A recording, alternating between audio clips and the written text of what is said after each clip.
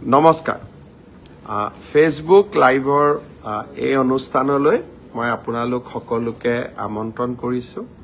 মাত্ৰ দুটা সৰু খবৰ দিবলৈ আপোনালোকৰ মাজলৈ আহিছো আপোনালোক সকলোৱে বিশেষকৈ আমাৰ যুৱ বন্ধুসকল অত্যন্ত উৎকণ্ঠাৰে সৈতে অপেক্ষা কৰি আছিল যে পুলিচৰ কনিষ্টবল সকলৰ নিযুক্তি কেতিয়াৰে পৰা হ'ব বা কোন দিনাখন হ'ব মই যতে মিটিংলৈকে যাওঁ তাতেই মোক সোধে যে মামা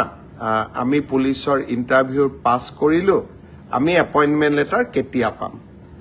মই আপোনালোকক আজি জনাব খুজিছো যে আপোনালোকৰ উৎকণ্ঠাৰ অন্ত পৰিলে 3 তাৰিখে গুৱাহাটীত আমি আপোনালোকক নিযুক্তি পত্ৰ বিতৰণ কৰিম যিসকলে পুলিচ কনিষ্টবল বা কমান্ডো এবি ইউবি এসআই যিসকলে পৰীক্ষাত উত্তীৰ্ণ হৈছিলে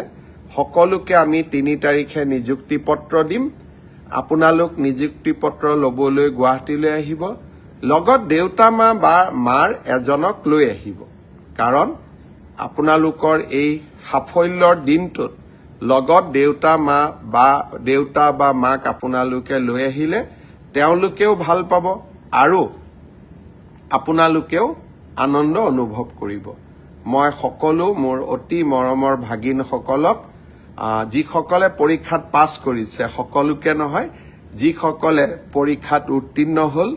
তেওঁলোকক নিযুক্তি পত্ৰ লবলৈ মই 3 তাৰিখে আকৌ এবাৰ নিমন্ত্ৰণ জনালো এতিয়া সকলোৱে ভাবিব যে মই এডিআৰিত পৰীক্ষাত পাছ কৰি আছো মই হেলথত পাছ কৰিছো এগ্ৰিকালচাৰত মই পাছ কৰি আছো আমাৰ নিযুক্তি পত্ৰ কেতিয়া পাম মই এনেকৈ আপোনালোকক যেতিয়াই আমি সাজু হৈ যাওঁ মই এনেকৈ আপোনালোকক খবৰ দি থাকিম আপোনালোক ধৈৰ্যৰে সৈতে অকনমান আমাক সময় দিয়ক ধৈৰ্যৰে সৈতে আপোনালোকে অপেক্ষা কৰক আৰু এটা খবৰ দিব খুজিছো ইতিমধ্যে আমাৰ মেট্ৰিক পৰীক্ষাৰ দিন ঘোষণা কৰা হৈছে আমি এটা আঁচনি আপোনালোকৰ বাবে আগবঢ়াই দিছিলো যাতে মেট্ৰিক পৰীক্ষাৰ যিসকলে মেট্ৰিক পৰীক্ষাৰ সন্মুখীন হ'ব তেওঁলোকে যাতে কিতাপ এখন কিনিব পাৰে পেন এটা কিনিব পাৰে কলম এটা কিনিব পাৰে গাখীৰ এগিলাচ খাব পাৰে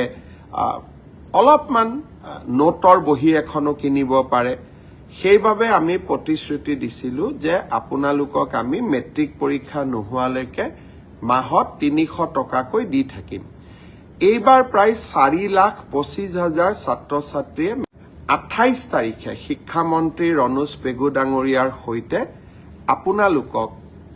নৱেম্বৰ মাহৰ 300 টকাটো মুকলি কৰি দিম তাৰ পিছত ডিসেম্বৰত পাব জানুৱাৰীত পাব ফেব্ৰুৱাৰীত পাব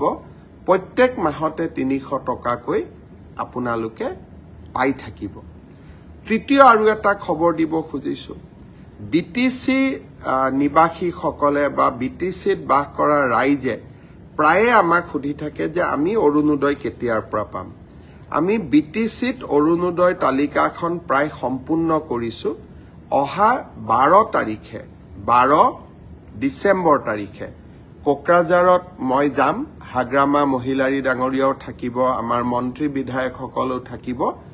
12 তাৰিখে আমি বিটিসিৰ অৰুণোদয় আঁচনিটো আৰম্ভ কৰিম আপোনালোক সকলে উপকৃত হ'ব আজি বহুত দীঘলীয়াকৈ ক'ব খোজা নাই বিধানসভা চলি আছে সেইকাৰণে মই ৰাজনৈতিক কথা বতৰা আজি আপোনালোকক ক'ব খোজা নাই চৰকাৰখনে বিকাশৰ কাম কৰি আছে উন্নয়নৰ কাম কৰি আছে আৰু আমি আপোনালোকৰ কাৰণে নিৰন্তৰ কাম কৰি থাকিম বিধানসভাও আপোনালোকে চাই থাকিব যোৱাকালিও মোৰ বক্তব্য আছিলে তাকো আপোনালোকে নিশ্চয় শুনিছে বিশেষকৈ এই বিধানসভাতে চাহ বাগিচাৰ শ্ৰমিকসকলক আমি মাটিৰ অধিকাৰো দিম সেইকাৰণে এইকেইদিন বিধানসভাত আহিবলগীয়া আইনবোৰ আপোনালোকে মিডিয়াৰ জৰিয়তে সোশ্যাল মিডিয়াৰ জৰিয়তে মোৰ ফেসবুক মোৰ টুইটাৰ মোৰ ইনষ্টাৰ জৰিয়তে আপোনালোকে চাই থাকিব পুনৰ এবাৰ 3টা খবৰ দিলো পুলিচৰ চাকৰি 3 তাৰিখে এপইন্টমেন্ট লেটাৰ দিম 28 তাৰিখতে মেট্ৰিকৰ কেণ্ডিডেটসকলে মাহত 300 টকাকৈ পাব আৰু 12 ডিচেম্বৰৰ পৰা BTC-বাসী ৰাইজে অৰুণোদয় পোৱা আৰম্ভ কৰিব। আকৌ এবাৰ আপোনালোকক ধন্যবাদ জনালো মোৰ লগত সংলগ্ন হোৱাৰ বাবে। বহুত বহুত ধন্যবাদ। শুভৰাত্ৰি।